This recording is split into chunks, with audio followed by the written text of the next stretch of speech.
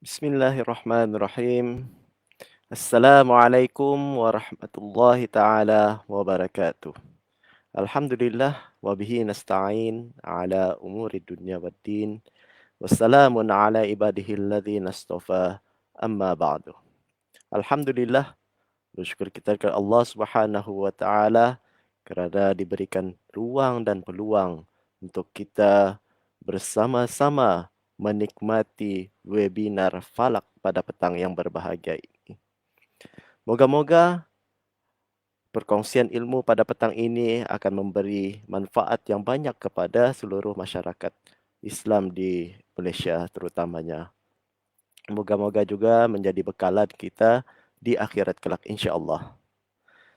Jadi seperti biasa, webinar Falak bersama Prof. Madya Dr. Baharudin Zainal, seorang fellow penyelidik Zamil, Institut Ketamadunan Islam, Institut Pendidikan Produk dan Ketamadunan Melayu Islam, Universiti Sultan Zainal Abidin, akan bersama-sama saya pada petang ini. Jadi kepada penonton webinar pada petang ini, jangan lupa untuk bantu kami sharekan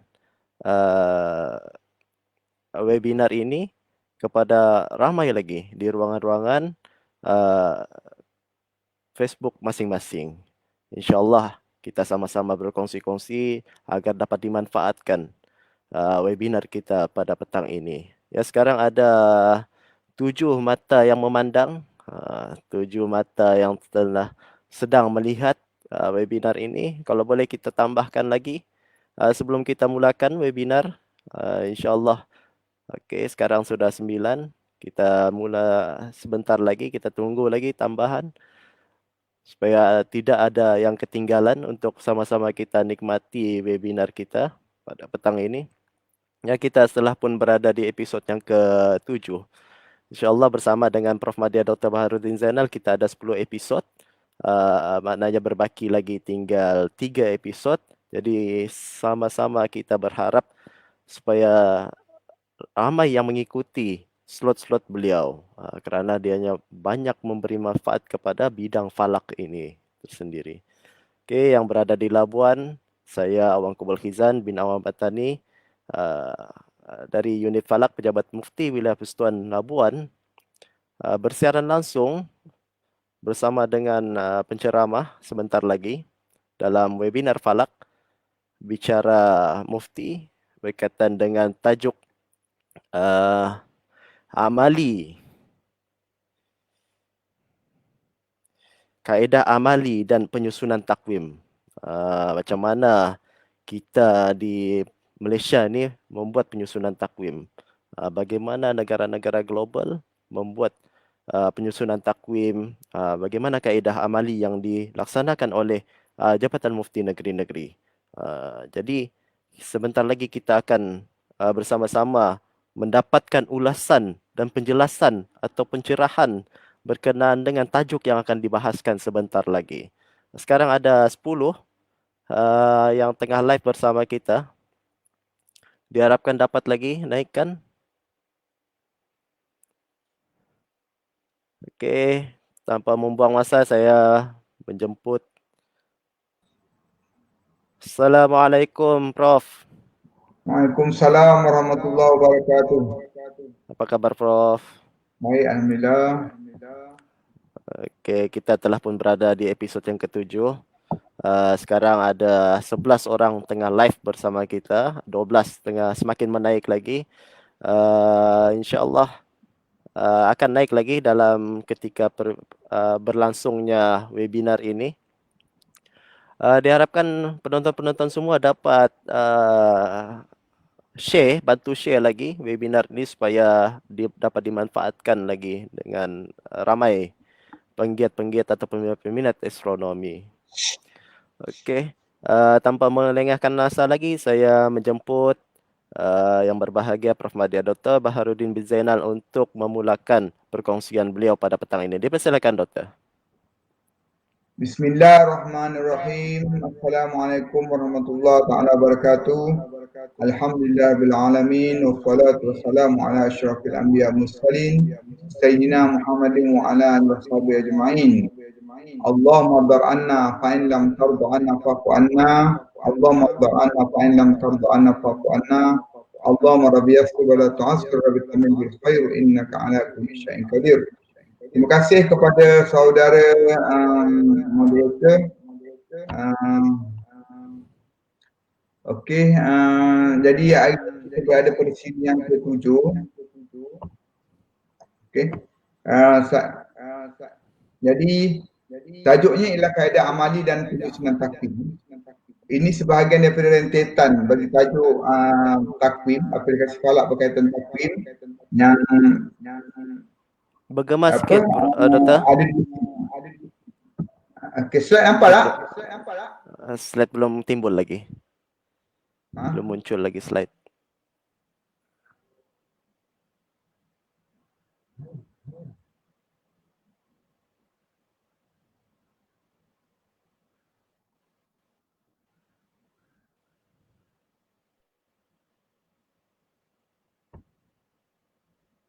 Okey. Okey. Ada gema sikit suara, Doktor. Okey, saya akan kecilkan volume.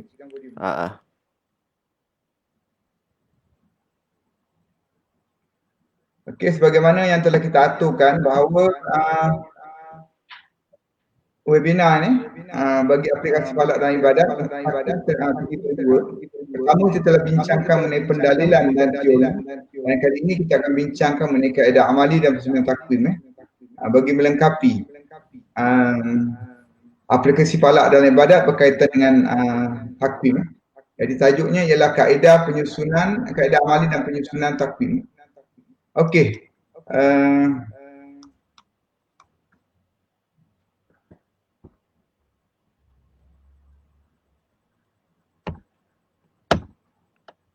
Jadi seperti biasa saya akan buka semula struktur proses dan sumber sebagaimana petikan daripada naskah Khulasatul Wafiyah oleh Syekh Zubir Umar Al-Jalani yang membahagikan aplikasi falak dan ibadat itu perlu melalui 3 rukun iaitu rukun mengenai pendalilan, rukun mengenai teori dan mengenai amali. Jadi kalau setiap satu yang kita nak bincangkan mengenai aplikasi falak dan ibadat, kita mesti mengikut turutan ini.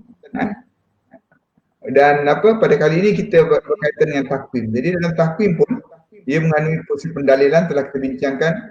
Ia mengandungi proses teori telah kita bincangkan juga. Jadi sepatutnya pemahaman ini telah ada pada para pendengar. Dan hari ini kita akan pergi amali dan juga penyusunannya, penyusunan takwim. Kita haruslah ingat bahawa bila kita bercakap mengenai amali dalam takwim, ia bukan semata-mata amali apabila kita telah melakukan, kita telah menerbitkan data, dan kita buat amal cerapan. Tidak itu. Sebenarnya penyelidikan mengenai aspek sains takwim juga merupakan satu aspek tabi'i. Ada banyak benda-benda penyelidikan yang saintifik yang sepatutnya menjadi sebahagian daripada pengetahuan ahli-ahli falak. Sekurang-kurangnya pengetahuan. Kalau mereka tak buat mereka tahu bahawa untuk menjadikan takwim syamsiah dan kamariah ini benar-benar jitu dan sebagainya, ia melalui satu proses penyelidikan. Ini mungkin jarang kita bincangkan sebab kita bila bincang penyelidikan, kita bincang penyelidikan mengenai takwim itu sendiri. Kita bincang mengenai isu yang berbangkit pada takwim itu sendiri. Kita bincangkan mengenai amali takwim itu sendiri. Bukan aktiviti-aktiviti penyelidikan yang mendasari takwim syamsiah dan kamariah. Jadi apabila kita bercakap mengenai takwim syamsiah yang menggunakan matahari, syamsiah itu matahari, kita tidak boleh mengelak daripada membincangkan soal astrometri iaitu ukuran-ukuran, soal ephemeris, koordinat, ketepatan tinggi dan sebagainya, fenomena. Begitu juga unit-unit yang timbul daripada fenomena pergerakan matahari tadi seperti tahun panjang tahun tropika, sistem koordinat bumi, apa yang berlaku pada bumi, kesan putaran bumi atau paksi, bumi itu sendiri dengan precision liukan dan sebagainya, apakah yang berlaku pada perut bumi, kerak bumi dan sebagainya, kesan pada graviti, dan ini akan mempengaruhi pusingan bumi mengelilingi matahari. Ya. Walaupun kita mengetahui bahawa purata tahun tropika 365.242.191 hari, tetapi itu adalah purata dan ia boleh berubah. Berubah beberapa minit, beberapa saat adalah sesuatu yang perlu diketahui oleh ahli-ahli astronomi, oleh pengkaji ephemeris, pengkaji waktu dan sebagainya. Justru takwim yang merupakan hasil penyelidikan falak, takwim merupakan outcome daripada falak, ilmu falak, sentiasa reform, sentiasa mengalami proses pembaikian, pembaruan. Apabila ada pembetulan terhadap skala waktu, apabila ada pembaruan terhadap dasar konsep takwim dan sebagainya, sebagaimana takwim Julian, bagaimana takwim Julian yang berubah daripada takwim Yunani kepada Julian, kemudian takwim Julian itu sendiri berubah kepada Gregorian dan sebagainya. Begitu juga dalam takwim Islam, walaupun ia tidak mengalami perubahan konsep yang besar, tetapi apabila pada tahun ke-18 Hijrah, Khalifah Umar Khattab menetapkan hijrah itu menjadi rujukan kepada tahun, ia juga ada satu pembaharuan. Begitu juga takwim-takwim agama yang lain seperti takwim lunisolar, Hindu dan sebagainya. Ia mengalami banyak reformasi. Kalau dulu waktu istimak, conjunction yang dirujukkan untuk sambutan Deepawali itu, boleh kita rujukkan pada apa yang berlaku di India. Tapi apabila penduduk penganut Hindu itu sendiri sudah berkembang luas ke merata dunia, maka mereka reform bahawa waktu istimak itu adalah merujuk kepada waktu antarabangsa. Jadi benda reform ni boleh berlaku. Kita lihat nanti bagaimana reform ini berlaku pada takwim Syamsiah dan bagaimana pula ia berlaku pada takwim Kamariah. Jadi pergerakan bulan mengelilingi bumi mewujudkan perubahan musim yang ditunjukkan oleh latar belakang burus yang berbeza. Dan pergerakan ini dinamakan tahun tropika atau darjah burus dan sebagainya. Jadi tempoh yang puratanya adalah 365.242.191 hari. Ataupun kalau kita kata darjah burus, bahawa burus telah berjalan 360 darjah. Sebab kadang-kadang burus ini juga dinamakan sebagai takwim burus. Takwim burus atau darjah burus. Satu hari satu darjah, satu pusingan 360 darjah. Okey. Itu dalam keadaan yang kita kata penggunaan. Tapi persoalannya bagaimanakah tahun tropika ni dikaji? Bagaimanakah purata 365.242.191 ni didapat? Okey. Kita akan lihat satu persatu nanti bahawa dalam sistem bumi matahari dan perubahan musim, okey, tempoh ini adalah tempoh yang diperolehi. Diperolehi untuk tujuan penyusunan takwim. Diperolehi semenjak daripada zaman Hipparchus, Ptolemy, Ptolemy dan sebagainya. Dengan perubahan dalam kalau tak silap saya semasa Ptolemy, semasa Hipparchus dia dapat 365 hari, 5 jam 48 minit. Tetapi masa Ptolemy, beliau mengkaji semula dengan kaedah tradisionalnya, dia mendapati bahawa 365 hari 5 jam 55 minit. Tak silap saya. Jadi macam mana perubahan 7 minit itu boleh berlaku, boleh kesan. Malahan pada zaman moden ada banyak benda yang berlaku pada keliling kita. Apa yang berlaku pada putaran bumi. Bumi beredar mengelilingi matahari. Kita kata tahun tropika, tahun suria. Itu secara umum lah, secara umum kita menerima. Tahun tropika ialah bumi mengelilingi matahari. Tapi sebenarnya di situ ada tafsiran-tafsiran lain tentang tahun tropika yang dibuat berdasarkan pengkaji, dan kita akan kita menerima apa yang International Astronomical Union takrifkan mengenai tahun tropika. Kalau kita mengajar dalam kelas, saya sendiri mengajar dalam kelas, saya kata apabila bumi membuat pusingan lengkap dengan matahari. Sebenarnya itu kurang tepat. Yang tepatnya ialah apabila matahari melintas daripada Southern Hemisphere, Hemisfera Selatan, dia melintas. Itu adalah equinox pertama, dan ke equinox berikutnya, perlintasan berikutnya. Itu adalah tahun tropika kalau ikutkan tafsiran IAU. Tapi kalau kita mengajar secara takvim, kita bagi tahu tentang benda yang umum sebagainya.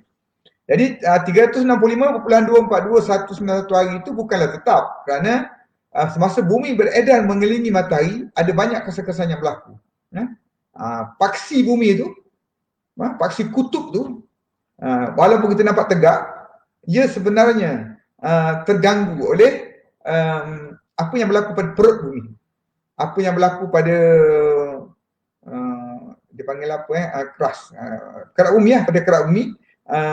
Kerak bumi itu terdiri daripada benda-benda cair dan sebagainya. Bila benda-benda cair itu bergerak sebagainya, ia mengganggu pergerakan dan akhirnya akan menyebabkan perubahan. Berapa banyak berubah?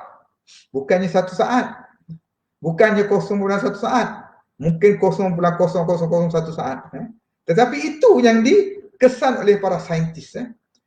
Dan untuk ketepatan waktu, mereka boleh mengkaji sehingga 10 kuasa negatif 12, maknanya 0.00001 saat. Dengan pengukuran waktu atomik. Waktu atomik itu ialah waktu yang asalnya waktu ini adalah berdasarkan pergerakan matahari, tapi waktu itu tadi diukur kepada atom cesium 133 dan melihat kepada tempoh ayunan atom tadi dan distandardkan. Jadilah ia waktu atomik. Jadi apa-apa berlaku pada perubahan pergerakan cakrawala akan diset semula pada ayunan tadi. Kemudian dia tidak pada waktu atomik. Waktu atomik itu kita kata waktu atom yang dilihat, dikaji ayunannya. Bukan itu saja. Kerana kita bukan bercakap mengenai cakrawala yang kita lihat, matahari, bulan dan sebagainya. Maka wujud satu lagi parameter, iaitu waktu dinamikal, iaitu kesan-kesan yang disebabkan oleh cakrawala lain, cerapan pada galaksi, bintang dan sebagainya, ada correction. Jadi pembetulan-pembetulan itu menjadi waktu dinamikal. Dan ini semua akan dibuat satu constant ephemeris, bukan sahaja untuk memperbaiki waktu, tetapi juga untuk memperbaiki longitude purata, longitude corrected dan sebagainya, anomali dalam pergerakan matahari tadi. Jadi ia bukanlah sesuatunya remeh untuk kita kata bahawa dalam takvim kita bercakap mengenai hari. Unit takvim bermula dengan hari. Unit takvim bermula dengan hari. Tetapi unit ukuran waktu bermula dengan saat. Bermula dengan pecahan saat. 1/12. 0.0010 kuasa negatif 12 dia punya ketepatan dia. Kalau dengan waktu ayunan atom tadi sebagainya. Jadi kalau itu berubah, kita tidak sedar, maka ia akan menyebabkan masalah kepada takvim kita nanti. Kita akan lihat nanti. Saya berkesempatan untuk melihat beberapa senario tentang isu ini. Mengapa ahli-ahli takvim, mengapa ahli falak, mengapa ahli astronomi begitu prihatin tentang masalah-masalah yang berlaku. Walaupun kita sebagai ahli falak ni, kita sebagai pengguna, kita tak peduli.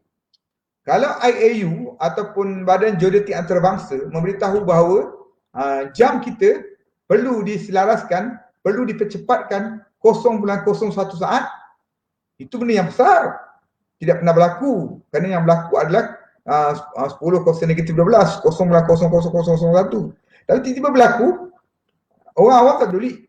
Ahli falak tak peduli. Sebab bagi ahli falak, dia nak mencerap, dia menggunakan waktu pada ketepatan yang agak rendah. 1 saat madai. Bagi saya sendiri pun, kalau saya nak melakukan cerapan, nak set waktu pada teleskop saya menggunakan isyarat waktu daripada TM aja. Itu memadai. Dan bila kita cek kat arah matahari, buat dia tepat. Tetapi dengan peralatan yang ada pada alat lisan dan sebagainya, mereka boleh mengkaji dengan ketepatan tinggi. Jadi antaranya mereka mengkaji berdasarkan fenomena gerhana matahari. Ini yang konvensional lah. Yang kita boleh nampak. Yang kita boleh nampak. Kita sebagai ahli falak ni, sebagai ahli astronomi amatur ni, bila kita kata mengenai kejadian gerhana tujuannya untuk menguji takwim, untuk memperbaiki takwim dan sebagainya. Jadi kita mengkaji mengenai atmosfera matahari, kita mengkaji mengenai saiz atmosfera matahari, mungkin berkembang ke, mungkin menguncup ke. Jadi bila berkembang menguncup, ia akan mempengaruhi pergerakan sebagainya. Kemudian kajian astrometri tentang bulan dan matahari bagi ketika berlaku gerhana, dan kita mengambil gambar dan sebagainya. Begitu juga apabila berlaku fenomena transit.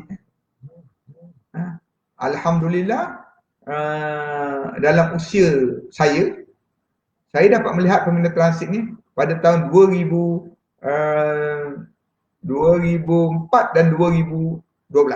Dia 8 tahun. Dia cycle kecil. Cycle kecil ini berada pada hayat kami. Saya lah. Tapi saya rasa sebahagian daripada penonton melihatnya, tapi tahun 2004 tu adakah kita melihatnya? Tahun 2012 adakah kita melihatnya? Kalau tidak, kita akan tunggu sekali lagi pada tahun 2117 tak silap saya. Itu fenomena transit.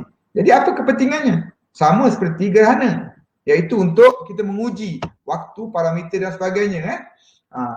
Jadi apabila kita travelling ke merata tempat untuk melakukan cerapan gerhana dan sebagainya, itu bukan itu bergantung kepada kita punya objektif aktiviti lah. Macam kami yang amatur ni pergi tu adalah untuk menghayati suasana gelap, suasana keindahan ketika berlaku gerhana, dengan mengambil sikit time, tapi sebenarnya itu adalah angan-angan je lah. Bila dah berada di tempat gerhana, bila gerhana sudah berlaku, kita lupa tentang objektif kita tadi untuk menguji time. Lagipun kita mengambil time secara manual. Kita bukan secara digital yang kita boleh menguji time contact tadi pada ketepatan saat yang lebih kecil dan sebagainya. Jadi kalau seperti saya katakan tadi, kalau kita dapat menguji waktu-waktu sentuhan gerhana itu menggunakan jam tangan kita pada ketepatan saat kita, itu adalah memadai. Jadi inilah tujuan untuk kita mengkaji mengenai takwim. Okey. Suka saya nak bincangkan bahana bahaya. Bahaya, porak-porandanya, teruknya apabila ketepatan ephemeris ini kita tidak pedulikan. Kita akan melihat senario ni. Kita akan melihat bagaimana ia berlaku. Mengapa dalam tajuk takwim ni saya meletakkan tajuk ketepatan ephemeris dengan beberapa contoh untuk dibincangkan. Mungkin ia terlalu tinggi bagi subjek atau bagi kursus ilmu falak. Tapi saya dalam tujuan untuk memberitahu bahawa ketelitian itu penting dalam penyelidikan falak. Saya cuba untuk menyampaikan bahana, bahaya. Bahayalah. Saya tulis bahana tanpa saya semak kamus tentang apa maknanya, bahaya ataupun kerosakan yang boleh berlaku apabila ketepatan ephemeris tidak pedulikan. Ini terkenal dengan satu cerita, turtle logic. Saya selalu cerita apabila saya berceramah mengenai sejarah sains. Bagaimana turtle logic ini berkaitan dengan sekumpulan ahli-ahli antropologi berada di pasar Longgok. Mereka lelong barang-barang lama negeri China, dan mereka beli satu kulit kura-kura. Kulit kura-kura itu dibeli oleh ahli antropologi itu. Ahli antropologi tidak dapat menafsirkan, maka mereka meminta bantuan ahli-ahli astronomi, dan ahli-ahli astronomi menyatakan bahawa lukisan pada kulit kura-kura itu menggambarkan fenomena gerhana. Ini rekod daripada sejarah sains. Jadi menjadi tugas para ahli-ahli astronomi untuk menguji lakaran pada kulit kura-kura itu sebenarnya menggambarkan fenomena yang mana. Logik tak logik? Betul tak betul? Ini yang sesuatu yang menarik tentang turtle logic Anyang. Jadi berdasarkan kaligrafi, lukisan, tulisan dan sebagainya, mereka dapat menyatakan bahawa ini adalah kepunyaan satu dinasti. Dinasti itu sekitar tahun 1300 sebelum Masihi. Dan ahli astronomi melakukan kiraan semula. Apakah benar pada sekitar tahun 1302 di Anyang tu, Anyang wilayah tak besar, satu wilayah China, nama itu masih ada lagi dalam zaman moden ni, Anyang tu. Bila mereka semak, mereka dapati tidak ada berlaku gerhana sekitar tahun 1302. Sebenarnya gerhana itu kalau berlaku, katakan gerhana berlaku di Malaysia, gerhana berlaku di utara Malaysia, gerhana penuh, itu boleh direkodkan. Dia hanya berlaku sekali saja tahun 1922. Kalau kita kata gerhana berlaku pada tahun 1995 di Malaysia, itu hanya berlaku di Kudat. Dia tidak akan berlaku banyak tempat. Dia tidak akan berlaku dalam setiap tahun yang hampir sama. Kecuali di US lah. Di US 2017, kemudian 2024. Itu pun kawasan lain. 2017, gerhana itu bergerak daripada Oregon, pantai barat, pergi ke pantai timur. Tetapi gerhana 2024 nanti, gerhana itu akan bergerak daripada selatan Teluk Mexico pergi ke arah Montreal, ke arah apa? Tasik di Kanada tu, saya tak ingat tadi.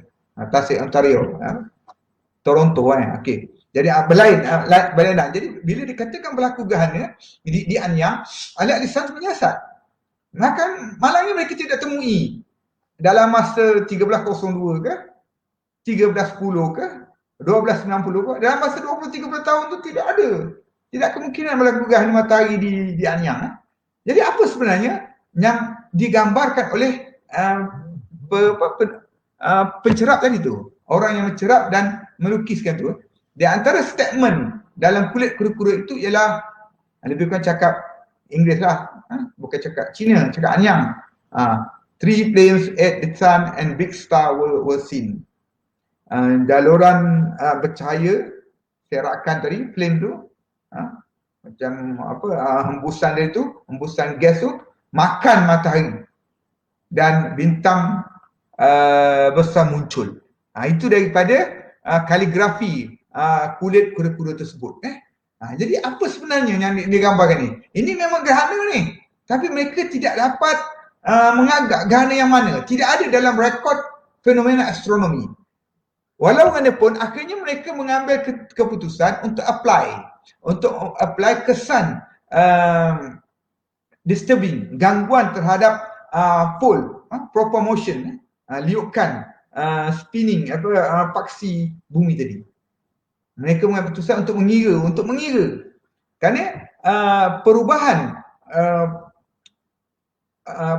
paksi proper motion paksi liukan perubahan liukan memang dijangkakan berlaku 0.047 saat per century. 100 tahun dia boleh berubah 0.047. Bukannya banyak, sikit je. Jadi mereka cuba apply tentang ini sebab ini adalah nilai moden. Dalam kajian moden mereka dapati bahawa proper motion berubah setiap 100 tahun 0.047. Jadi apabila error ni movement ni di-apply kepada 0.047, dikalikan dengan 3,200 tahun, jadi didapati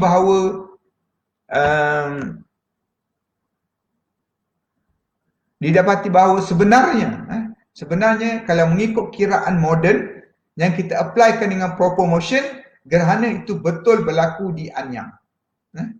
Sebab kalau mereka tak applykan proper motion, pembetulan tadi, kiraan semula pakai parameter yang mereka ketahui saja setakat tu, gerhana itu berlaku di barat di Kanada, 120 darjah ke barat daripada Anyang.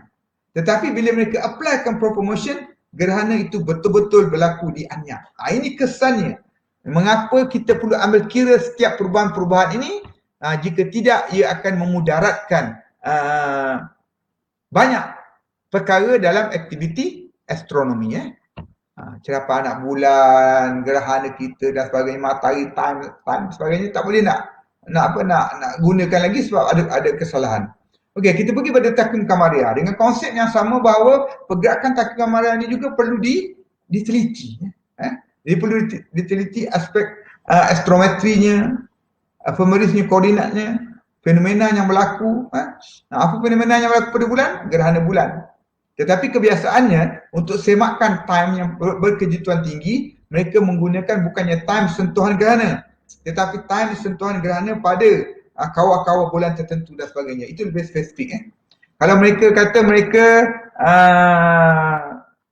menjangkakan ikut hitungan sentuhan pada Copernicus, pada kawah Copernicus berlaku pukul apa, mereka semak. Kalau tidak berlaku ataupun lewat atau cepat, itu mempengaruhi error pada parameter, pada astrometri, pada ephemeris yang berkaitan. Satu lagi yang biasa kita buat, saya tak buatlah tapi Cik Syahrin biasa buat, bila berlaku occultation bintang dengan bulan dan sebagainya. Ataupun yang ni saya gambar ni adalah gambar ketika berlaku occultation di antara planet Venus dengan bulan pada bulan Februari tahun 2017. Jadi bila berlaku occultation tu, time berlaku occultation dengan time observation dia sepatutnya sama. Bila tak sama, itulah masalahnya. Masalah pada apa? Masalah pada timekeeping, masalah pada longitude dan sebagainya. Maka ini sebahagian daripada kajian takwim. Kita juga sedar, semua orang tahu bahawa jarak di antara bumi dan bulan sentiasa dipantau. Apollo yang masa naik tahun 69 tu telah meletakkan satu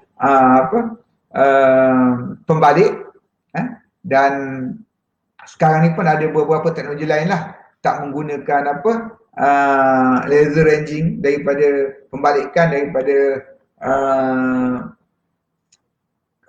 pemantul yang diletakkan di muka bulan, tapi mereka buat dengan ada macam cara, di antaranya menggunakan hitungan foton untuk jarak antara sistem bulan bumi, ataupun menembak laser untuk mengukur jarak ke bulan. Jadi yang ini akan mempengaruhi, akan menentukan purata pusingan sinod yang akan digunakan dalam hitungan falak nanti. Kita setakat menggunakan bahawa pusingan sinod apa?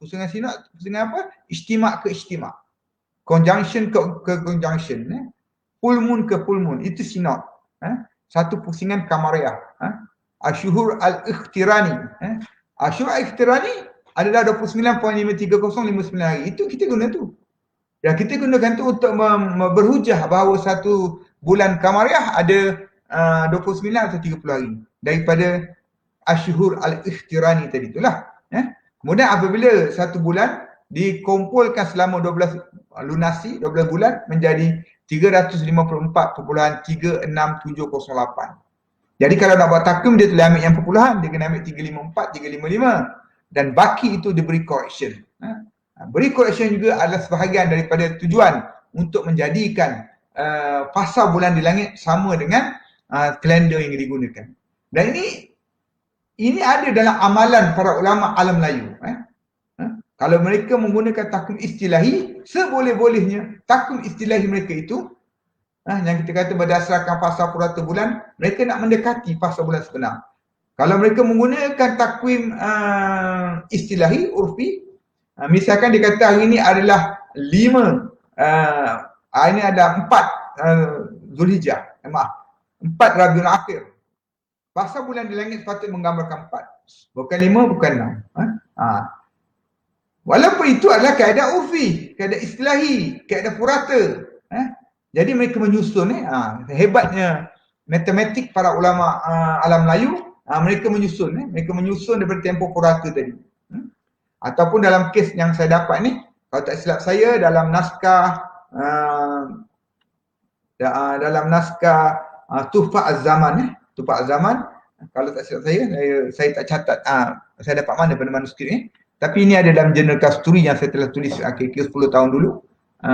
Saya bincangkan bahawa para ulama kita dia tak gunakan tempoh 354.36708 hari. Mereka gunakan tempoh yang lebih tinggi sikit, lebih 9 minit.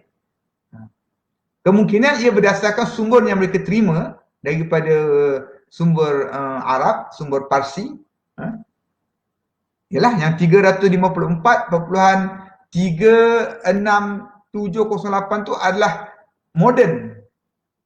Yang moden. Tapi Al-Biruni guna apa? Al-Khwarizmi guna apa? Itu yang dibawa balik ke alam Melayu.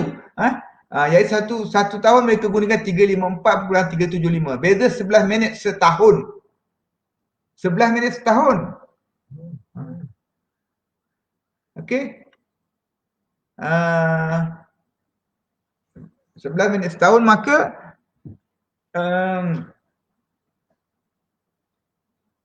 kalau kita tidak mengambil kira error tadi, dia akan menyebabkan fasa bulan di langit akan berubah dan sebagainya. Maka para ulama kita telah membuat takwim istilahi tadi. Walaupun kita kata takwim istilahi, tak usah peduli lah, beza sehari ke 2 hari orang kata tak usah peduli beza sehari ke 2 hari, tak usah peduli. Tapi sebenarnya kita katakan tadi bahawa konsep takwim fasa bulan di langit mesti sama. Fasa bulan di langit mesti sama dengan tarikh. Kita katakan tadi bahawa konsep takwim fasa bulan di langit. Ya. Okey, jadi konsepnya fasa bulan di langit mesti sama dengan tarikh. Jadi maka mereka kena perbaiki. Kita lihat bagaimana matematik para ulama kita pada kurun yang ke-19 lah. Mereka susun takwim istilahi. Takwim istilahi kita tahu dia ada basita, ada kabisa. Ada setahun yang mengandungi 355 hari, ada 354. Tetapi susunan 354, 355 itu bukannya berselang-selang. Bukannya 2 tahun sekali dalam kitaran 8. Mengapa 8? Mengapa bukan 9? Kerana mereka nak menjadikan jumlah baki tadi kosong. Bermakna setiap 8 kitaran takwim fasa bulan di langit sudah sama dengan takwim istilahi.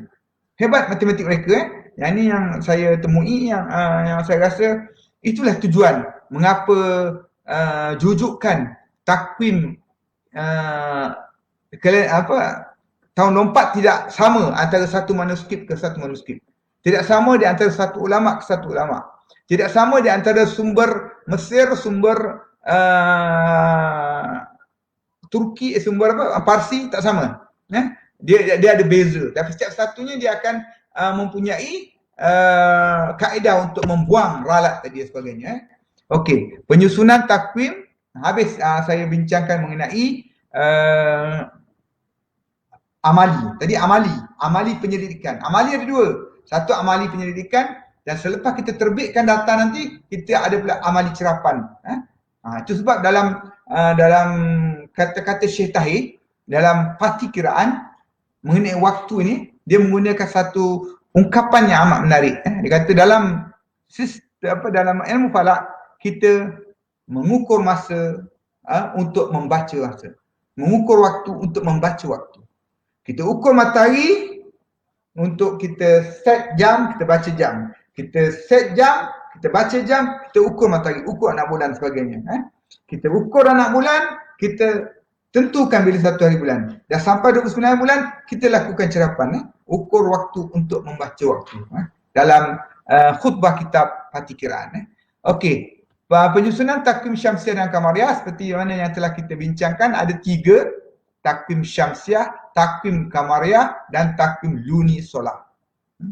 Takwim Luni Solar itu ialah, takwim Syamsiah itu ialah menggunakan pure Suria. Tahunan Suria, bulanannya Suria. Takwim Kamariah pure menggunakan Hijri. Ashur Al-Ikhtirani, bulan Sinok tadi. Tetapi ada juga tamadun yang memandang bahawa mereka nak gunakan Kamariah sebab senang lihat fasa bulan di langit, tetapi mereka nak buat aktiviti pertanian. Maka mereka nak musim kembali kepada sama. Jadi maka dihimpunkan selama beberapa tahun, kembali pada musim. Selama beberapa tahun, kembali pada musim. Jadi kaedah ini ialah kaedah takwim Luni Solar. Asas saintifiknya ada, tapi ianya dilarang oleh Rasulullah SAW. Bahawa itu dipanggil nasa'i jugalah, sebab kita melompat. Walaupun lompatannya dengan sistematik, ada istilahnya. Tahun pertama 354 hari, tahun kedua 355 hari, tahun ketiga 354 hari. Semua itu bukannya bilangan hari suria. Semua itu bilangan hari kamaria. Tapi selepas 3 tahun, mereka dapat kumpulkan 1 bulan. 354 dengan 365, 354 dengan 366 sebagainya. Jadi dia menjadi dihimpunkan menjadi 1 bulan. Bila menjadi 1 bulan, tahun yang keempat menjadi 13 bulan. Itu Nasa'i juga. Itu Nasa'i secara sistematik. Tapi Nasa'i yang dinyatakan oleh Rasulullah SAW dalam khutbah wada itu ialah mereka menukar-nukar tahun untuk mengelakkan daripada bulan-bulan yang diharamkan sebagainya. Okey, penyusunan takwim Syamsiah, ada takwim yang asal sekali adalah takwim Buruj. Ini takwim yang paling asal. Lihat matahari pada waktu maghrib, kita menyatakan tentang takwim. Kita temui takwim ini dalam Rubuk Mujayyab. Dalam Rubuk Mujayyab dia ada jadual zodiak 12 sebagainya. Dalam Rubuk Mujayyab kita ada bulan Hamal, bulan Sur, bulan Jauzah dan sebagainya. Dia ada kat atas tu ada 3, balik semula 3, 6 bulan. Pergi semula 3, 9 bulan, balik semula 3, 12 bulan. Itu dalam Rubuk Mujayyab. Takwim zodiak atau darjah Buruj. Itu takwim yang asal lah. Tapi takwim ni dia seperti dikatakan kalau 1 hari 1 darjah, 1 tahun hanya 360 darjah. Satu darjah tu random dia ambil pada mana-mana. Walau bagaimanapun bagi takwim takwim Buruj Khibtiyah, insya-Allah saya akan bincangkan pada 2 hari bulan nanti. InsyaAllah saya akan bincangkan mengenai takwim Khibtiyah yang ada di Akib Negara Terengganu. Takwim Khibtiyah walaupun dia menggunakan 12 bulan itu 360 hari, dia ada 1 bulan pendek. Bulan pendek itu mengandungi 5 hari saja 1 bulan. Itu takwim Khibtiyah. Tempoh, jadi dalam takwim Buruj, tempoh masa bulan merentasi sesuatu Buruj itu menjadi 1 bulan Syamsiah. Sama seperti 1 bulan miladi yang kita gunakan sekarang ni. Miladi yang kita gunakan sekarang ni Syamsiah. Jadi 1 bulan 30 hari, 29 hari, 31 hari dapat daripada mana? Dapat daripada bilangan tempoh masa bulan merentasi sesuatu zodiak. Kamaria? Kamaria senang aja. Kamaria berdasarkan tempoh fasa bulan. Purnama ke purnama. Anak bulan ke anak bulan. Itu 1 bulan.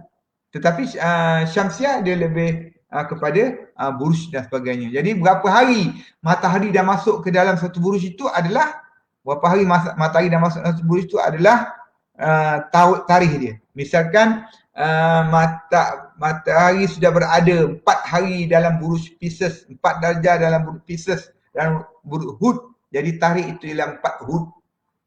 Misalkan matahari itu sudah berada 15 hari dalam Buruj Saratan, Cancer, maka tarikh itu ialah 15 Sartan. Dan ini sebenarnya digunakan kalau kita mengkaji manuskrip, kita belajar ilmu falak, ia bukannya omong-omong, ia bukannya sesuatu yang ada pada rubuk saja, tetapi para ulama kita dulu dalam manuskrip dinyatakan. Sebagaimana saya ambil kitab salinan kitab Tufaq Zaman MS Malay Diwan, koleksi Bolden yang ada di Pusaka Negara, tarikh penulisan naskah berkenaan Tufaq Zaman berkenaan ialah pada Hijrah 1175, masuk Hamal pada 25 hari bulan Sya'ban. Masuk Hamal. Masuk Hamal itu adalah takwim Buruj. 25 hari bulan Sya'ban Hijri. Dan saya telah mentahkikkannya, saya telah menganalisiskannya. Jadi ini ada berdasarkan kalender anak bulan. 25 hari bulan Sya'ban itu adalah tepat. Hari Ahad itu adalah tepat. Ini adalah tercatat pada takwim yang tertua. Pada takwim yang tertua, walau bagaimanapun selepas ini takwim maklumat takwim atau manuskrip Syekh Abdul Razak Singkil akan menjadi manuskrip yang tertua, walau bagaimanapun saya belum dapat lagi manuskrip ini. Okay, takvim Syamsiah yang terawal adalah orang Babylon. Orang Babylon tu kat mana? Orang yang berada di Mesopotamia. Kalau kita lihat peta, dia di sekitar ke barat sikit daripada Syria sekarang ni. Dia apa? Di antara sepadan Iran, Iraq dan sebagainya. Itu Babylon, Mesopotamia. Mereka yang pertama kali menggunakan 1 minggu 7 hari sebab mereka nak setiap dewa itu menguasai 1 hari. Dan ia kemudian diikuti oleh orang-orang Yunani sebagainya. Tapi takkan orang Yunani 1 minggu 7 hari ni ada pada takvim Syamsiah ke takvim Qamariah ke, tak masalah. Islam pun menggunakan 1 minggu 7 hari. Orang gunakan lunisolar pun 1 minggu 7 hari. Orang menggunakan miladi Syamsiah pun 1 minggu 7 hari, tak ada masalah. Jadi 1 minggu 7 hari ni ada pada semua. Universal. Jadi bila orang Yunani sebelum Rom menggunakan lunisolar, tetapi mereka tidak sistematik lah. Tidak sistematik menyebabkan apabila Rom mengambil alih Eropah daripada orang Yunani, mereka dapati bahawa lunisolar tu yang kita kata bahawa bulanannya adalah Qamariah, tahunannya adalah Syamsiah. Yang 4 tahun sekali dia ada 13 bulan. Mereka buat begitu kerana kepentingan pertanian. Tetapi bilangan hari itu menyebabkan keadaan menjadi tidak menjadi confused lah. Dia dinamakan era penuh kekusutan dari segi takvim orang-orang Yunani. Walaupun konsep asalnya betul, tapi kemungkinan cendekiawannya yang boleh memantau keadaan ini tak ada, jadi menyebabkan bila Julius Caesar naik takhta, menguasainya, dia dapati ada sesuatu tak kena dengan takvim lunisolar Yunani. Maka dipanggil ahli falak daripada Mesir, Sosigenes, untuk memperbaikinya, dan Sosigenes memperkenalkan takvim Julian, iaitu 1 tahun mengandungi 365 suku hari. Tahun pertama 365 hari, tahun kedua 365, tahun ketiga 365, tahun keempat yang poin 25 tadi campur menjadi 1, menjadi tahun 30, menjadi 366 hari, dan ia berterusan digunakan. Bila Rom kalah dengan Nasrani tahun 500 Masihi, 500 selepas sebab kelahiran Nabi Isa Al-Masih. Jadi Rom Nasrani, Rom orang-orang yang menggunakan Syamsiah, orang Nasrani yang menggunakan Qamariah. Itu yang kita baca dalam surah Kahfi ayat tu. Dan mereka tinggal dalam gua 300 tahun Rom, dan 309 tahun, tambah 9 tahun lagi adalah ahli kitab. Itu orang Nasrani. Dan mereka berperang dan hanya pada tahun 500 Masihi baru mereka dapat mengalahkan Rom, dan Rom Nasrani menguasai Eropah. Tetapi Nasrani dah wujud dah ketika itu. Dah 500 tahun. Jadi mereka gunakan takvim apa? Mereka gunakan takvim Julian, cuma tahun itu mereka ambil rujukan Isa Al-Masih. Masih Julian. Julian dah kalah. Mereka ambil takvim Julian, dan mereka gunakan. Itu yang berlaku di Eropah. Hinggalah pada kurun yang ke-16, bukan kurun ke-16, mereka dapati ada sesuatu tak kena. Dugaan pula mereka kata ni, salji cair masa Christmas. Christmas tu 25 Disember kan. Jadi pada tahun 1582 mereka sedar. Mereka katakan mereka buat takvim tu adalah tahun 46 sebelum Masihi. Mereka rampas kuasa Eropah 500 Masihi. Jadi lebih kurang dalam 2000 tahun dah, 2000 tahun dah berlalu. 2000 tahun dah. 1600 tahun dah berlalu. Mereka lihat makin tahun makin teruk. Christmas disambut ketika salji dia cair. Itu tidak mungkin berlaku. Kerana Christmas disambut pada 26 Disember. Kemuncak musim dingin ialah 23 Disember. Macam mana salji boleh cair? Macam mana Santa Claus balik rumah kena marah dengan isterinya kerana bajunya dah kotor? Sepatutnya musim itulah musim salji. Sepatutnya musim itu ialah rusa tidak boleh menjejakkan kaki di salji kerana tajamnya, kerasnya. Tapi ini sudah menjadi lembik. Jadi mereka bermuzakarah. Guana pula ni. Apa benda yang berlaku ni? Maka ada banyak cadangan. Pope Gregorian menyatakan situasinya ialah kerana masalah pada takvim Sosigenes. Taklid sosial ganas dia mengambil 365.25. Dia bukan 365.242191. Jadi ada beza 11 minit kalau tak silap saya. Beza 11 minit. Dan 11 minit itu dikumpulkan. Dikumpulkan selama 1600 tahun, dia menjadi 11 hari. Ya. Jadi error tadi tu 365.25 tolak 365.242191 tu ada perpuluhan tu. Perpuluhan tu dilonggokkan sampai 1600 tahun, ia menjadi 11 hari. Oh, patutlah tarikhnya mereka sangka 25 Januari, rupanya sudah menjadi 25 Disember, rupanya sudah menjadi 7 Januari. Patut pun saja dia cari.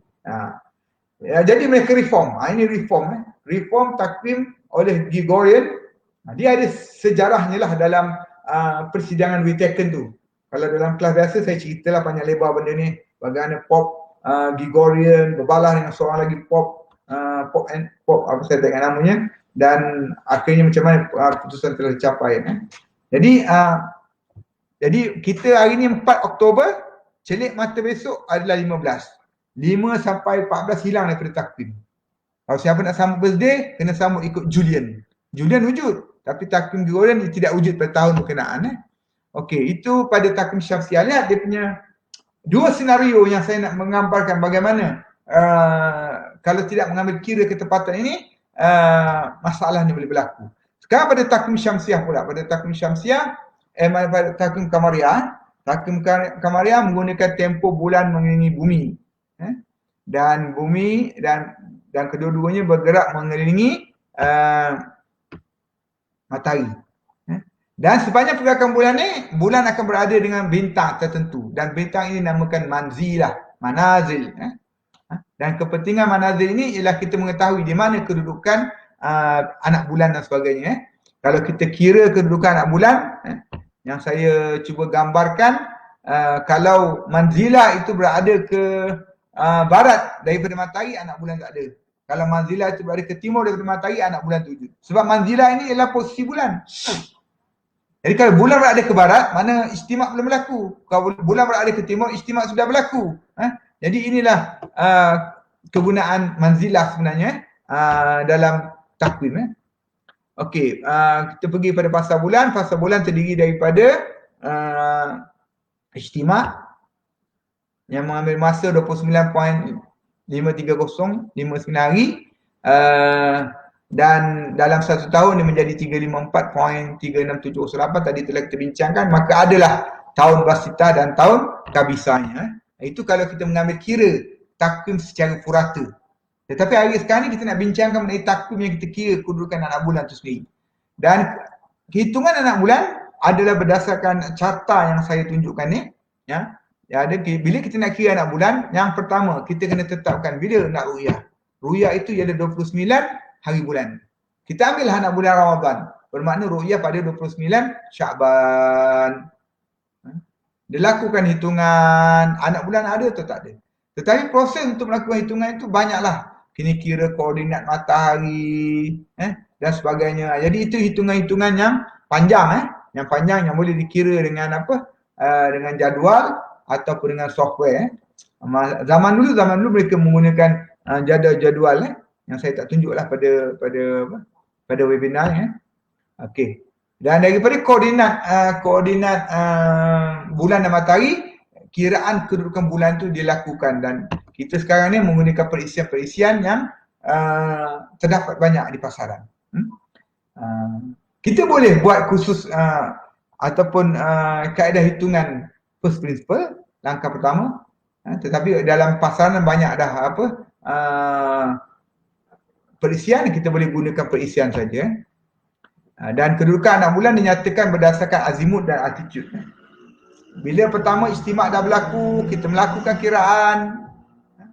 Kita dapati arah dan tinggi. Kita melakukan kiraan, kita dapat arah dan tinggi. Jadi kedudukan anak bulan tadi dinyatakan berdasarkan arah dan tinggi. Di sinilah yang melibatkan aktiviti amali kali kedua. Iaitu kita tadi amali penyelidikan. Yang ini amali cerapan. Bila kita kata anak bulan ada tak ada. Sebab kita pakai pada hukum asal kalau anak bulan tak nampak kita berpuasa menggunakan Syabannya 30 hari ya. Jadi kita menggunakan maklumat ini. Kita menggunakan maklumat kedudukan bulan tadi untuk melakukan cerapan dan sebagainya. Ini periksian-periksian yang saya cadang. Saya hampir 10-15 tahun saya menggunakan periksian yang sama saja. Saya suka periksian ini sebab dia boleh keluarkan maklumat yang seperti data ru'yah yang kita perlukan. Pertama mencari waktu istimak dulu. Mencari waktu istimak. Okey, kemudian kita mengira kedudukan bulan ni. Mengira apa? Mengira azimut, mengira altitude ni. Dan inilah grafik ataupun geometri, positional triangle apabila kita menyatakan kedudukan anak bulan. Anak bulan ada berapa darjah dari ufuk. Oleh sebab kita hitungkan waktu maghrib, maka anak bulan ada berapa darjah dari kedudukan matahari tadi atau kedudukan ufuk. Dan kita melakukan cerapan. Berdasarkan data ru'yah ni kita melakukan cerapan. Okey, parameter kenampakan anak bulan selain daripada kita kata azimut altitude itu benda yang asas. Tetapi dalam konteks negara kita ni bila kita gunakan imkanul ru'yah dan sebagainya, maka dia ada perkara-perkara lain bukan tinggi saja, bukan arah saja, dia ada berapa lama bulan ada atas ufuk.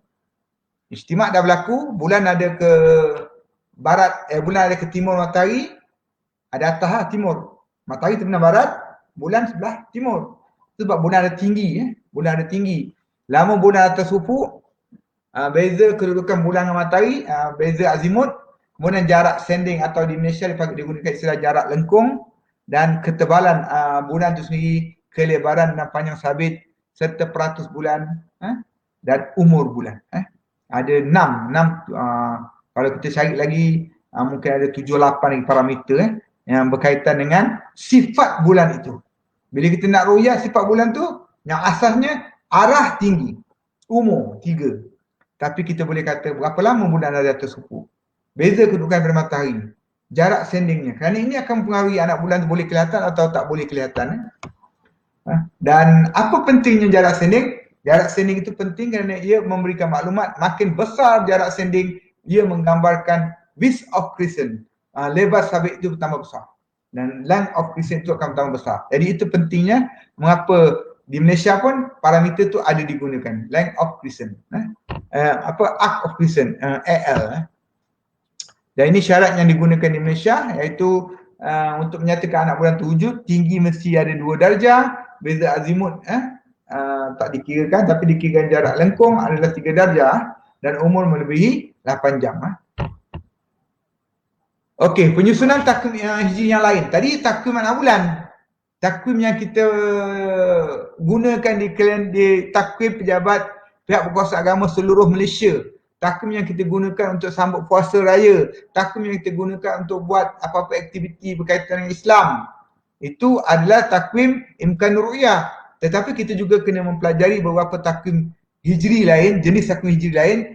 Apabila kita membaca teks, kita membaca manuskrip, kita membaca jadah-jadah dalam rekod-rekod nikah, kahwin, cerai, anak satarah dan sebagainya, kita mungkin jumpa dengan tarikh-tarikh yang berlainan daripada imkanul ru'yah, tarikh-tarikh yang berlainan daripada istilahi. Kita kena tahu apakah pemakaian masyarakat ketika itu.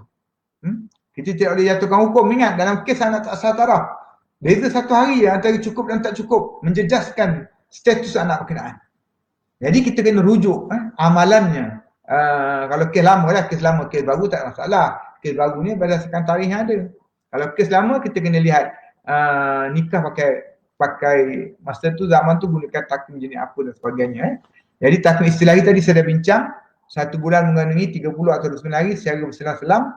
Kemudian takvim hakiki. Takvim hakiki ni kalau ikutkan penulisan ahli-ahli falak Malaysia, termasuk saya dulu, ada 2. Hakiki istimak, hakiki wujudul hilal. Tetapi dalam kajian manuskrip saya di sekitar tahun 2010-2015, saya dapati bahawa sebenarnya takvim hakiki itu satu je, iaitu istimak dah berlaku bulan wujud atau ufuk. Itulah hakiki.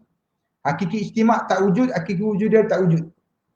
Tapi tak apalah, benda tu dah berlaku dan dah digunakan. Ia tetap menjadi satu sistem. Cuma kalau kita lihat kepada manuskrip dan sebagainya, kita tak akan temui kaedah itu dalam manuskrip. Dalam manuskrip ialah takwim hakiki itu apabila istimak dah berlaku bulan wujud di atas suku. Dan wujud tu ada dinyatakan antara 2 minit dan seminit. Okey, kemudian yang akhirnya takwim imkan ru'yah. Takwim imkan ru'yah yang kita gunakan sekarang. Ini adalah penyusunan takwim dan sebagainya. Okey. Cara nak menyusun takwim secara manual mudah saja. Kita dah ada data anak bulan. Data anak bulan tu ialah anak bulan pada hari ke-29. Kita bandingkan dengan syarat. Cukup syarat tak cukup syarat. Kalau cukup syarat, bulan berkenaan mengandungi 29 saja. Kalau tak cukup syarat, bulan itu digenapkan menjadi hari yang ke-30.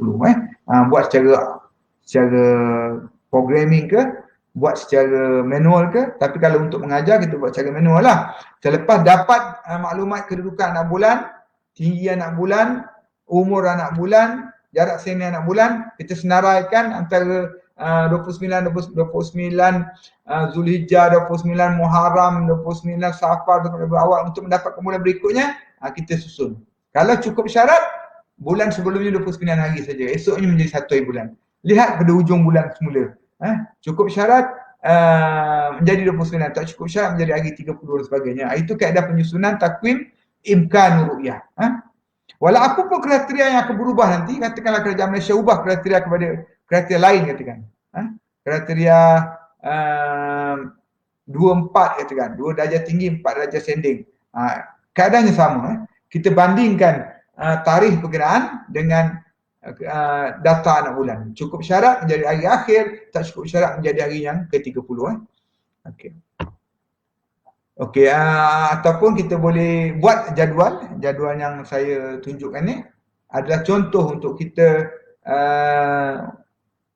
melakukan hitungan, melakukan penyusunan takwim berdasarkan maklumat-maklumat yang kita ada.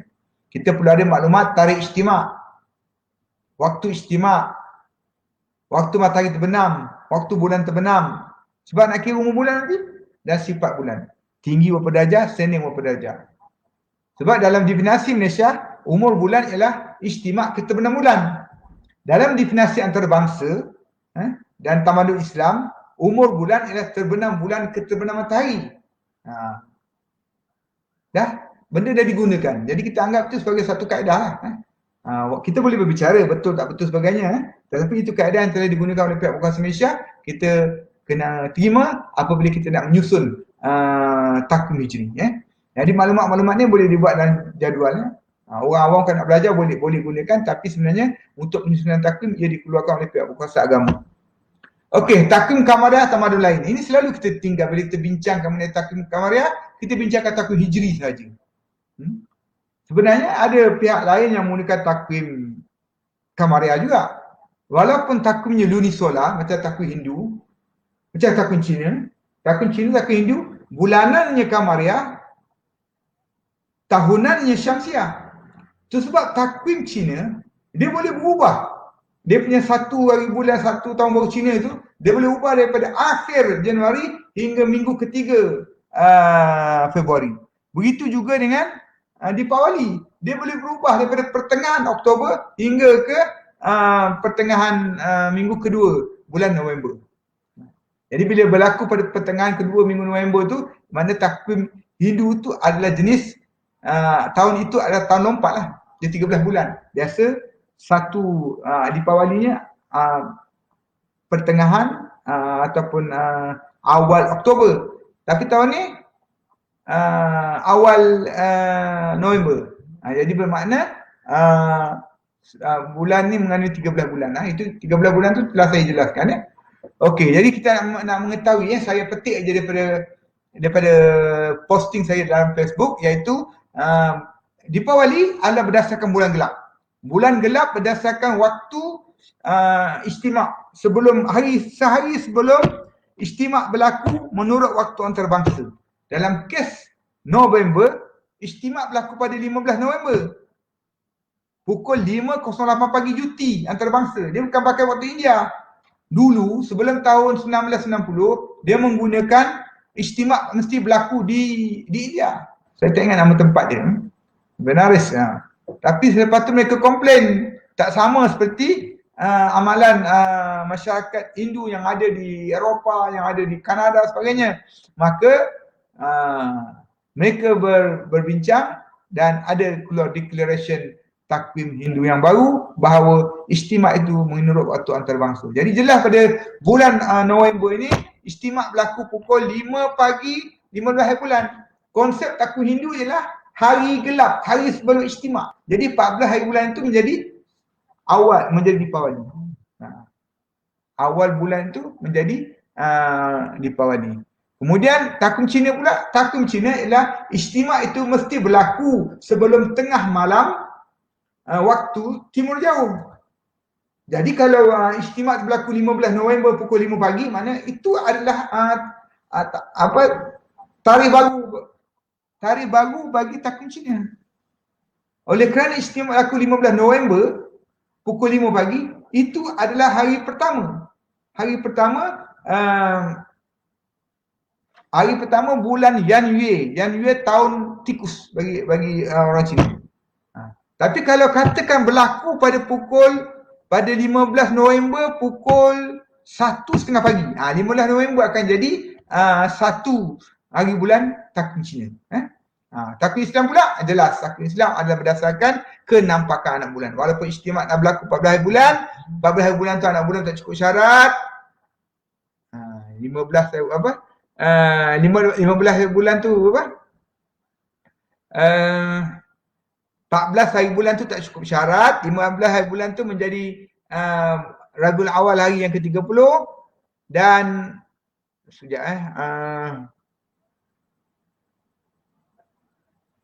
istimak berlaku pada Ahad 15.14 pukul 1 pada hari Ahad pagi. Ahad pagi istimak berlaku Ahad pagi. Waktu antarabangsa ataupun hari Ahad pukul 1 tengah hari. Jadi hari Ahad tu bulan tak ada, tak cukup syarat. Maka hari Isnin menjadi hari yang ke-30 dan hari Selasa menjadi 17 hari bulan menjadi hari pertama Rabiul Akhir. Walau bagaimanapun saya dapati ada negeri-negeri bukan Malaysia, di luar yang memulakan satu Rabiul Akhir pada 16 November. Mengapa? Kerana bulan ada 2 darjah tu. Cuma Malaysia pakai 2 darjah, 3 darjah. Jadi Malaysia perlukan 30 hari. Ada negara-negara yang hari Ahad tu sudah berakhir Rabiul Awalnya dan 1 hari bulannya jatuh pada hari Isnin. Okey, cerapan anak bulan mengikut prosedur Malaysia dilakukan pada hari 29 ni cerapan rasmilah. Dilakukan oleh Jawatankuasa yang dilantik. Bulan-bulan lain digunakan untuk latihan sahaja. Stesen rujukan terakhir untuk justifikasi nampak tak nampak anak bulan adalah di Tanjung Cincin Langkawi. Walaupun Tanjung Cincin Langkawi ini bukan stesen cerapan, tetapi keputusan waktu maghrib di situ yang digunakan. Menggunakan teleskop atau apa-apa alat optikal, dan laporan itu mesti disahkan di peringkat negeri dulu, baru dibawa kepada penyimpanan besar raja-raja. Cabaran kepada ahli ru'yah melakukan cerapan dan mendapatkan masa terawal anak bulan boleh kelihatan. Dan kerana masa terawal itu kemungkinan paling singkat. Paling singkat itulah 10 saat itulah yang paling singkat anak bulan kelihatan, tapi masa tu awak buat apa? Main telefon, buka puasa ke sebagainya, maka peluang itu tidak ada. Itu cabarannya. Cabarannya ialah yang singkat itu patut berada pada pemerhatian kita. Kemudian keadaan kaki langit yang mengelirukan, banyak bentuk dia boleh disabitkan sebagai anak bulan. Semua macam anak bulan. Kalau dia terlalu over, dia akan kata itu anak bulan sebagainya. Suasana berubah daripada terang kepada gelap.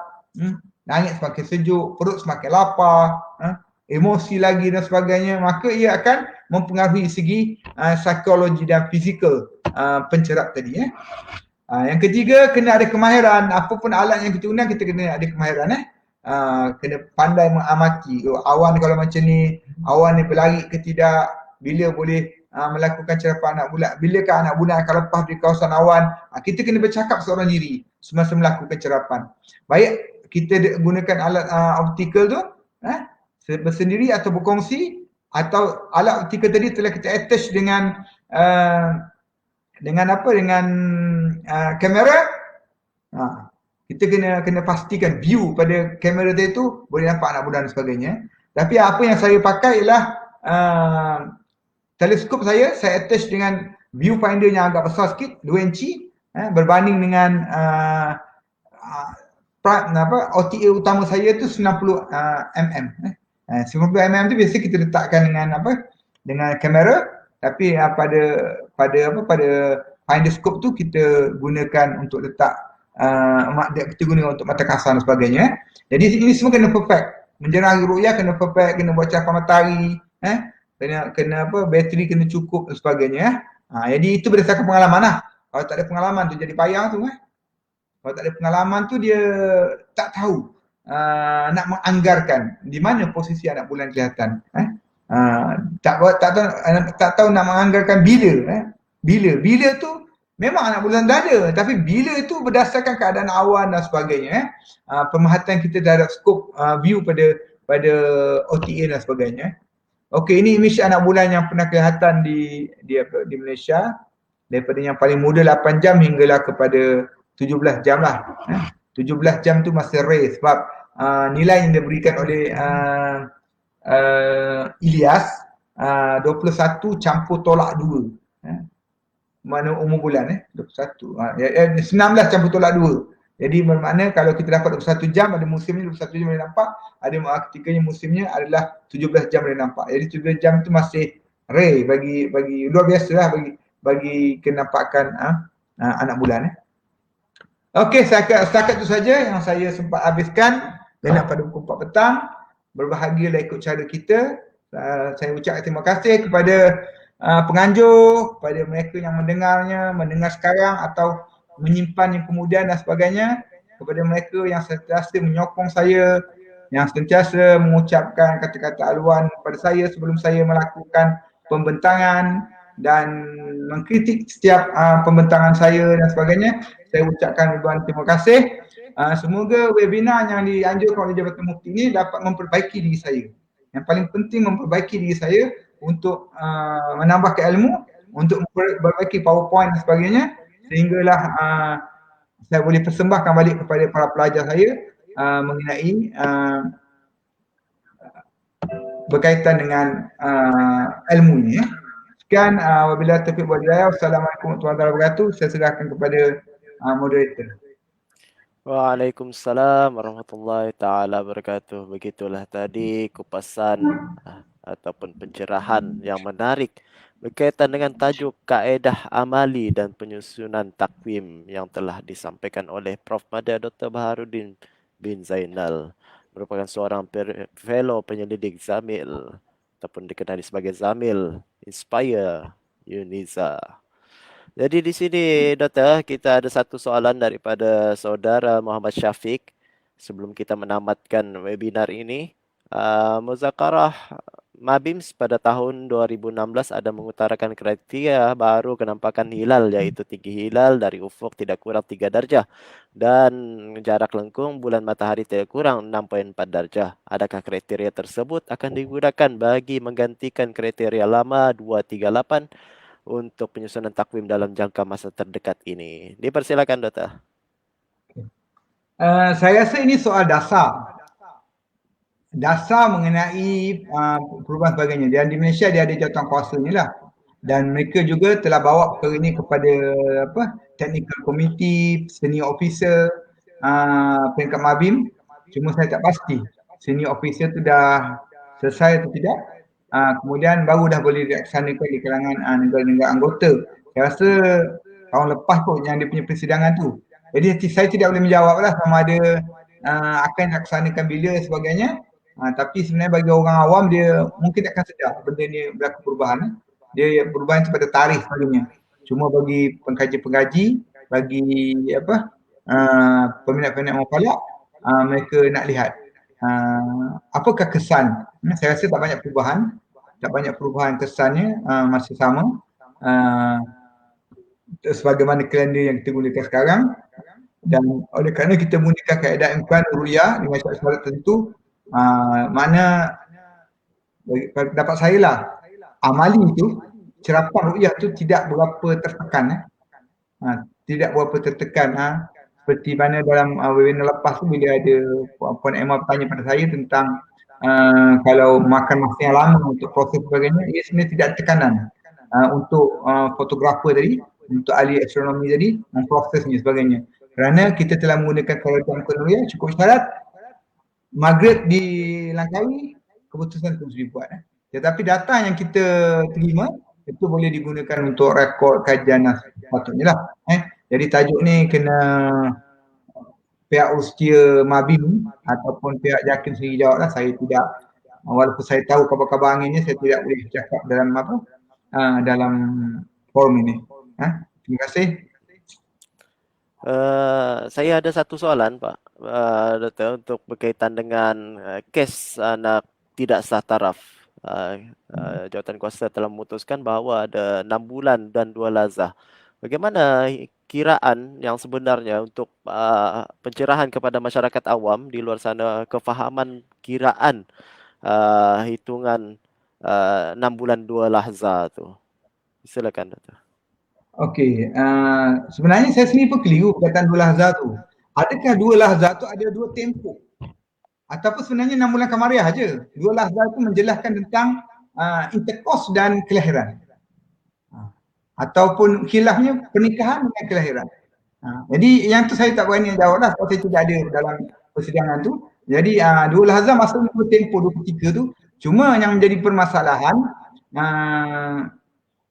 sebab bilangan hari kamariah tu macam tadi 29, 30 dan sebagainya. Jadi berapa hari? Walau bagaimanapun, kalau tarikh pernikahan itu dicatatkan dengan baik sebagainya dan dia ada rekod pihak berkuasa pendaftaran nikah cerai dan sebagainya, pihak berkuasa agama dia ikut tarikh berkenaan dan kalkulator akan mengira bilangan hari tadi.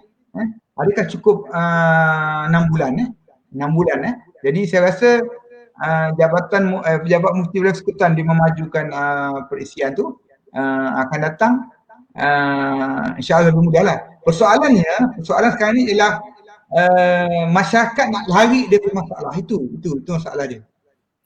Masyarakat memang tak cukup syarat. Contohlah dia gunakan perkataan tubi awal lah, jatuh bilik air lah, budak terkeluar awal lah untuk mengesahkan bahawa budak itu lahir tanpa cukup syarat. Maka dia akan memberi maklumat kelahiran yang palsu, first intercourse yang palsu, pernikahan tu ada dalam daftar sebagainya. Atau pernikahan tu pun tak logik antara tempoh pernikahan tadi dengan dengan tempoh kelahiran budak dalam usaha untuk menyelamatkan keadaan dan sebagainya. Jadi banyak perkara-perkara yang bergantung kepada peribadi dah. Kita berdoa semoga ia tidak berlaku pada anak cucu kita. Sempurnalah tentang kelahiran tadi tu, pernikahan dan sebagainya. Wallahu alam. Sepengetahuan saya pun tarikh perkahwinan tu telah pun diubah kepada waktu tamkin, waktu persetubuhan berlaku. Itu pun ada satu khilaf juga macam mana tahap kejujuran masyarakat mengaku waktu tamkin tu. Kita pun tak ingatlah waktu tamkin tu. Itu bergantunglah kepada bagaimana masyarakat berlaku jujur dalam membuat keputusan tersebut. Okeylah Doktor, setakat itu sahaja kita berwebinar pada petang ini. InsyaAllah kita akan bertemu lagi di lain masa, di lain waktu. InsyaAllah pada minggu hadapan kita ada dua episod lagi, iaitu pada berapa hari bulan tu tak ingat lah. Nanti hari Rabu dengan hari Jumaat. Jadi pada waktu petang, dua-dua pada waktu petang. InsyaAllah para penonton bolehlah lihat pada notifikasi yang akan dikeluarkan nanti. Setakat itu saja. Terima kasih banyak-banyak Doktor atas perkongsian yang telah dilakukan, dan juga kepada penonton-penonton webinar, terima kasih kerana sudi untuk meluangkan masa bersiaran bersama kami selama 1 jam, hampir 1 jam 30 minit ini. Sekian, wabillahi taufik wal hidayah. Wassalamualaikum warahmatullahi taala wabarakatuh. Waalaikumsalam warahmatullahi wabarakatuh.